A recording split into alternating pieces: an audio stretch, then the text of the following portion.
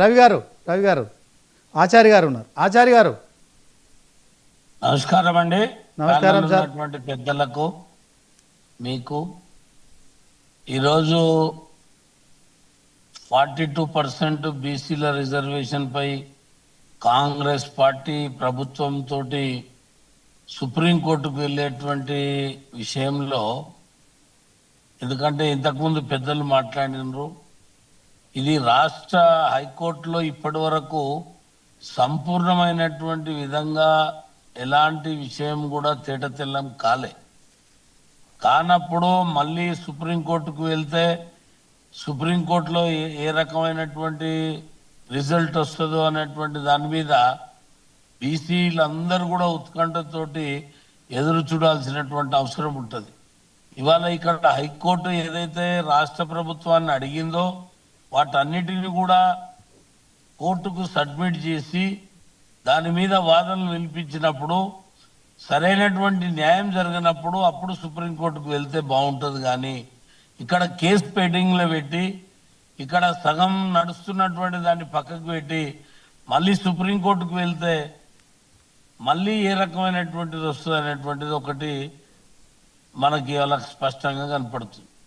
రెండవది, మహేష్ గౌడ్ గారు ఈ బీసీలకు 42% రిజర్వేషన్లు అమలు కాకపోవడానికి కారణం బీజేపీ, టీఆర్ఎస్, బీఆర్ఎస్ అని ఏదైతే మాట్లాడుతున్నాడో ఇది పూర్తిగా అవాస్తవం. ఎందుకంటే ఇది హైకోర్టు ద్వారా ఇది స్టాప్ చేయబడ్డటువంటిది. దీంట్లో ఏదో బీజేపీ కానీ మిగతా రాజకీయ పార్టీలు పోయి అవతలి వాళ్ళకు సపోర్ట్గా అఫిడవిట్ ఇచ్చి ఏదో అడ్వకేట్లను పెట్టి ఇది జరగొద్దు అనేటువంటి ప్రయత్నం చేసినటువంటిది కాదు. ఇవాళ మీరు చేసే ప్రయత్నం మీరు చేసిన దాంట్లో ఉన్నటువంటి లోపాలని సరిదిద్దుకోవాల్సినటువంటి అవసరం ఉంటుంది. కానీ ఇవాళ ఇతరుల మీద నెపం నెట్టేసి ఇలా మీరు చలిగాసుకోవడం మంచిది కాదు. ఇవాళ మీరు 42% కాంగ్రెస్ ప్రభుత్వం మాట ఇచ్చింది. కాంగ్రెస్ ప్రభుత్వం ఏ రకంగా దాన్ని సాధిస్తారనేది నిపుణులతోటి మాట్లాడాలి, కుల సంఘాలతోటి మాట్లాడాలి, ఈ రాష్ట్రంలో ఉన్నటువంటి ఆల్ పార్టీ మీటింగ్ పెట్టాలి ముఖ్యమంత్రి. వాళ్ళ నేను ఒక రిక్వెస్ట్ ఎందుకు చేస్తున్నా అంటే, ఇవాళ బీసీలని అపహాస్యం చేసే విధంగా, బీసీల సమస్యని అవమానం చేసే విధంగా ఇవాళ చాలా తీవ్రమైనటువంటి బాధల బీసీ సమాజం ఉన్నది. దీన్ని గౌరవించి ముఖ్యమంత్రి గారు ఆల్ పార్టీ బీసీ ఎంపీలతోటి, బీసీ ఎమ్మెల్యేలతోటో, లేకపోతే ఆల్ పార్టీ ప్రెసిడెంట్లతోటో, కుల సంఘాలతోటో, బీసీ సంఘాలతోటో, లేకపోతే నిపుణులతోటో ఒక సమావేశాన్ని ఏర్పాటు చేసి ఈ రాష్ట్రంలో బీసీలకు ఉన్నటువంటి సమస్య మీద ఏ రకంగా ముందుకోవాలనేది ఆలోచన చేయాలి. రెండవది, ఒక డెలిగేషన్ని రాష్ట్రపతి దగ్గరికి, ప్రధానమంత్రి దగ్గరికి, అఖిల పక్షం అందరూ కూడా కలిసి ఈ రాష్ట్రంలో ఉన్న పరిస్థితిని తెలియజెప్తే దానికి ఒక సొల్యూషన్ వస్తుంది.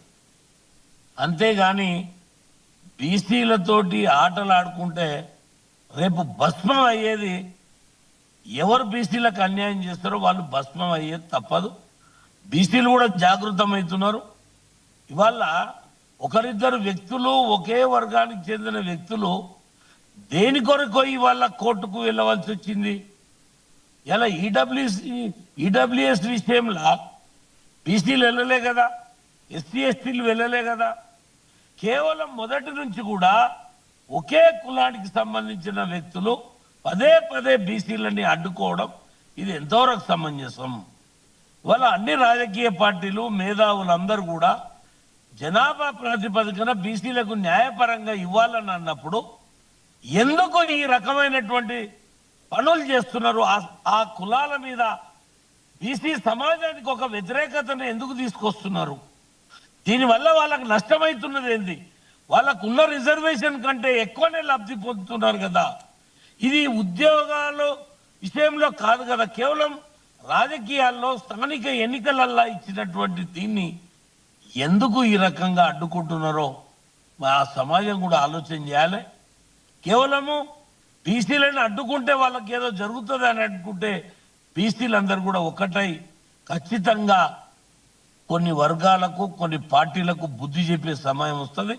నేను ఒకటే చెప్తున్నా, ముఖ్యమంత్రి గారు తన అధ్యక్షతన ఆల్ పార్టీ మీటింగ్ పెట్టి కుల సంఘాలతోటి సజెషన్స్ తీసుకొని ముందుకు పోయి మొత్తం రాజకీయ వ్యవస్థ అంతా కూడా ఒక్కటై కేంద్ర ప్రభుత్వం ప్రధానమంత్రి రాష్ట్రపతి దగ్గరికి వెళ్ళి వాస్తవ విషయాలను తెలియజెప్పి దీన్ని సాధించుకునేటువంటి విధంగా ప్రయత్నం చేస్తే దీన్ని బీసీ ప్రజలు హర్షిస్తారు. కానీ బీజేపీనో బీఆర్ఎస్నో ఇంకెవరినో దోషులు చూపించి మేము తప్పించుకుంటామంటే అది మీరు బీసీల ఆగ్రహానికి బలైపోతారని చెప్పి ఈ సందర్భంగా నేను తెలియజేస్తున్నాను.